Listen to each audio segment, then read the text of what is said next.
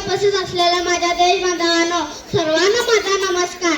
माझे नाव आराधना किशोर पडियाळ. आज 15 ऑगस्ट आपल्या भारताचा स्वातंत्र्य दिन. सर्वप्रथम तुम्हा सर्वांना स्वातंत्र्य दिनाच्या हार्दिक शुभेच्छा. 15 ऑगस्ट 1947 रोजी आपला देश ब्रिटिशांच्या गुलामीतून मुक्त झाला. हा देश स्वतंत्र करण्यासाठी महात्मा गांधी, भगतसिंग, सुभाषचंद्र बोस यासारख्या अनेक देशभक्तांनी मोठा संघर्ष केला. यांच्या बलिदानामुळे आज आपण या देशात सुखाने जगत आहोत. आपला भारताचा तिरंगा ध्वज आहे, आपला अभिमान आहे. आपण सर्वांनी नीट अभ्यास करून चांगल्या सवयी लावून आपल्या देशाचे नाव मोठे केले पाहिजे. आपण प्रतिज्ञा करू की आपण आपल्या भारत देशाला सर्वोत्तम देश बनवू. मी माझ्या देशावर खूप प्रेम करते. एवढे बोलून मी माझे छोटेसे भाषण संपवतो.